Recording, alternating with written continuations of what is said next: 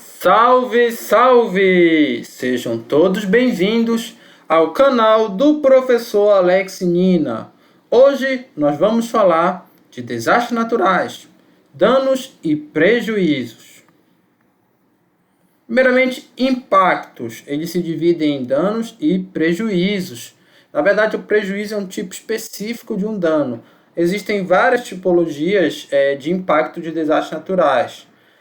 O impacto é o que define o desastre natural propriamente dito. A gente falou disso na última aula. Então, se você não viu, tá aqui na playlist do canal.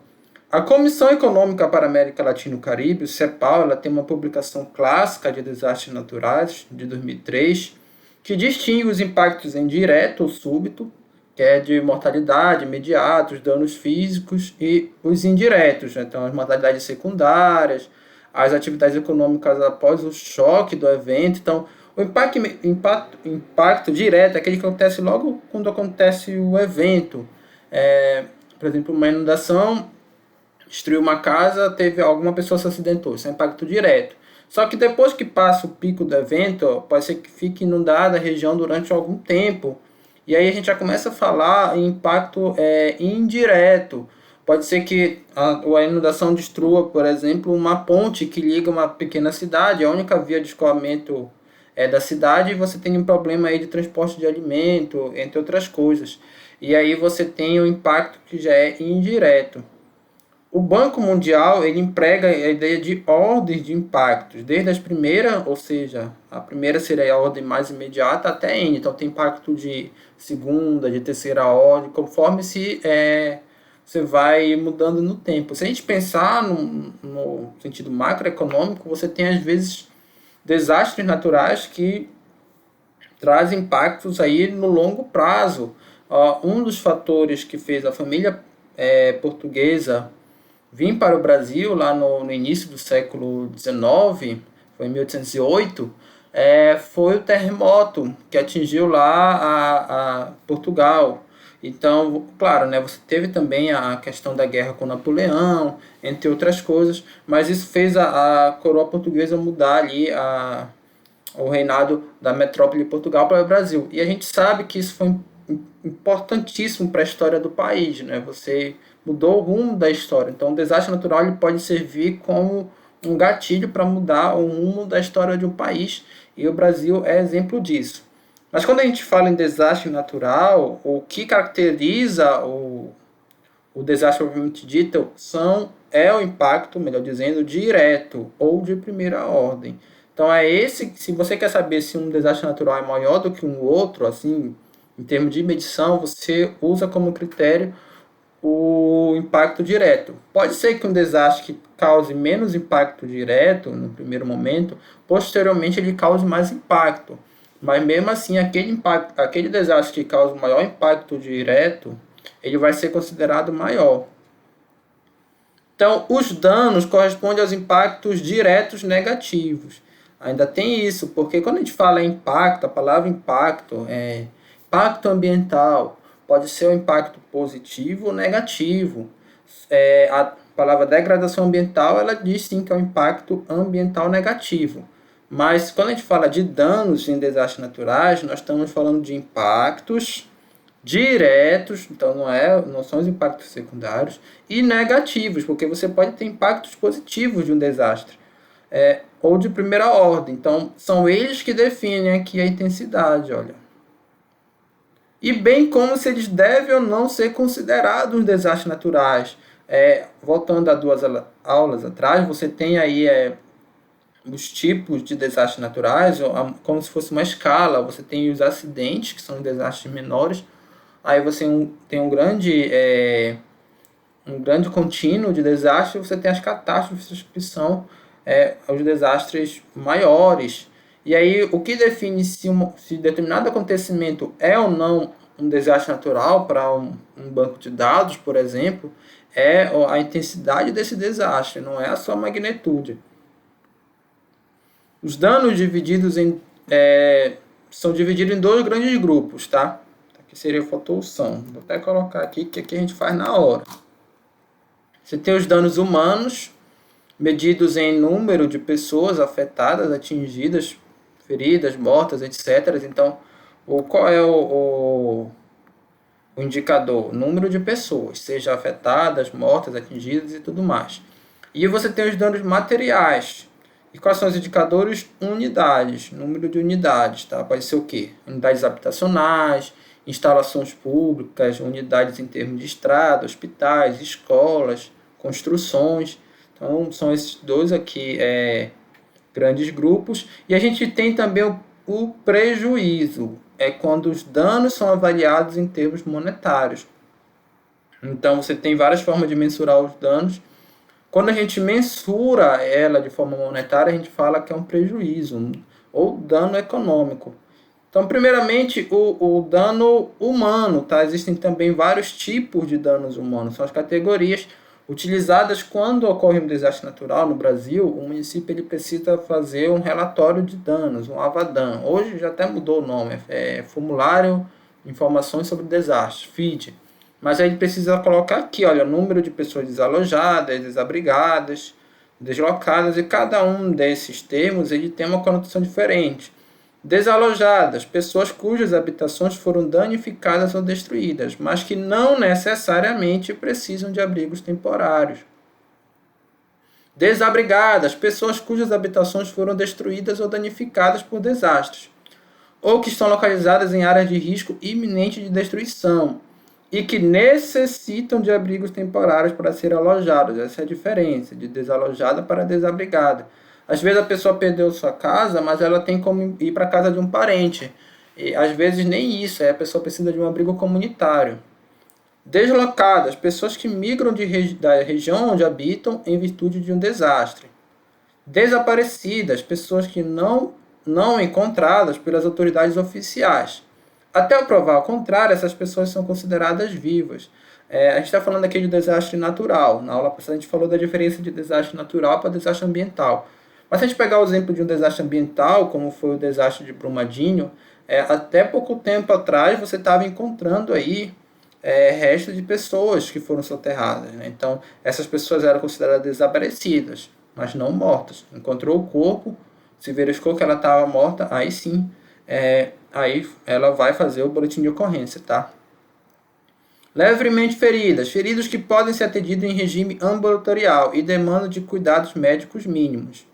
Gravemente feridas, feridas cuja gravidade exige internação em hospitais. Enfermas, pessoas que adquiriram doenças infectuosas, então tem infecção respiratória aguda, gastroenterite, leptospirose, dengue, malária, entre outras, em virtude de desastre. A leptospirose ela é bastante transmissível em inundações urbanas, por exemplo. O rato, quando acontece uma inundação, ele fica com medo. O rato, quando está com medo, ele urina. E aí aquela urina do rato é que transmite a leptospirose. A dengue também é favorecida em situação aí de... A dengue é malária, de inundações, tá? Que você começa a acumular água aí nos recipientes. Isso é foco para o Aedes aegypti. Pessoas mortas são as vítimas fatais, e afetadas é um termo genérico, inclui tudo isso aqui, olha. Então, se você fazer a soma dessas pessoas, você tem o número de afetados, tá? Nem todos os danos são convertidos em prejuízos, uma vez que alguns são difíceis de identificar e praticamente impossível de quantificar economicamente. Aí inclui esses danos humanos, enquanto que outros necessitam de um trabalho minucioso. Inclui nessa categoria o sofrimento humano, a insegurança, o sentimento de admiração, o rechaço pela forma com que as autoridades enfrentaram as consequências do desastre, a solidariedade, a participação desinteressada, se foi ou não. Os efeitos, aqui está no sentido mais assim, daquela participação sem o interesse, tá? Não significa uma participação ruim, mas assim, sem querer tirar algum benefício. Os benefícios sobre a segurança nacional e muitos outros fatores que incluem sobre o bem-estar da qualidade de vida. As oportunidades não realizadas devido ao impacto do desastre na estrutura e funcionamento das atividades econômicas, aqui o trade-off da economia, tal.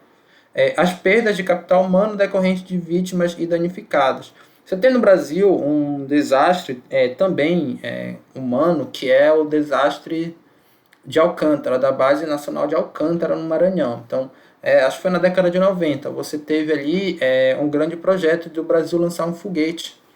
E, e você tinha lá grandes nomes da ciência brasileira. Só que aconteceu uma explosão e infelizmente nós tivemos vítimas.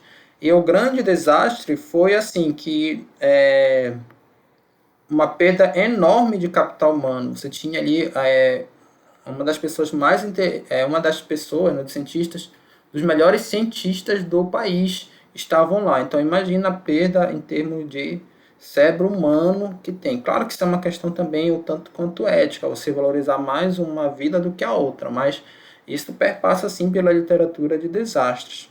Então, olha, você tem aqui, quando o município faz um relatório de danos, o município atingido por um desastre faz um relatório de danos, ele começa a colocar aqui, olha, os itens afetados, prejuízos materiais. Qual é a unidade? Qual é a unidade? Justamente a própria unidade entre aspas, né? Então são 10 residências. Aí a unidade pode variar também conforme o tipo, tá bom, de item. No caso da estrada se mede em quilômetros, de ponte em metros. Aqui, ó, unidades também de estabelecimento. A escola foi escola de nível médio. A erosão, perdão, não sei porque eu vi escola aqui. A erosão é categorizada como médio, perda de produção agrícola, 16 toneladas, olha, pecuária, 20 aves. Isso aqui é um exemplo real, olha, uma inundação que ocorreu em São João do Araguaia. Então, perda na saúde, alunos sem dia de aula. Mas tudo isso ele é convertido em prejuízo. Claro que é uma estimativa, né? Não tem como não é assim uma coisa tão real assim do quanto de fato vale aquilo. É feita uma estimativa pelos técnicos de defesa civil quando ocorre o desastre. Isso aqui é fundamental fazer esse relatório de danos. O procedimento legal de um desastre natural é o seguinte: o município ele declara a situação de emergência ou estado de calamidade pública quando o desastre natural atinge um nível de intensidade maior do que a capacidade do município de se recuperar com os próprios recursos. Aí ele vai pedir ajuda para o governo federal. E aí o governo federal ele não vai transferir recursos somente com o pedido. O município vai ter que comprovar que realmente aquilo afetou. E aí, para comprovar, ele precisa desse relatório aqui de danos. Então, é um relatório que é feito até com certa pressa, tá bom? Mas ele é essencial para o repasse de recursos. E aí você tem alguns efeitos, alguns impactos, que são principalmente os danos humanos, que você é muito difícil de você avaliar economicamente, principalmente por questões éticas. Aqui até colocou alunos sem dia de aula, um valor aqui no prejuízo, mas também isso é questionável. Principalmente aqui, olha, pessoas desalojadas, desabrigadas, desaparecidas. Felizmente não teve mortos aqui, mas se tivesse, qual seria o valor da vida humana, né? Uma questão aí ética, embora o mercado ele naturalmente ele precifica, tá, a vida humana. O típico exemplo são as empresas de seguro. Já falamos disso em aula anterior. Então, um segurado com 30 anos de idade, ele paga menos do que com 60 anos de idade, no caso do seguro de vida. Por quê? Porque as chances dessa pessoa vir a falecer, a pessoa mais velha, é maior. Então, a estatística que vai determinar quanto é que é o prêmio, o pagamento mensal aí, ou anual, para esse seguro, tá? Então, isso é feito. Aqui as referências, eu acabei não botando para cá, mas não tem problema. Aqui o Castro, tá? E aí são publicações minhas mesmo.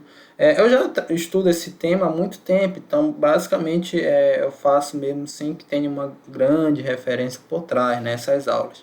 Então é isso, pessoal. Até a próxima.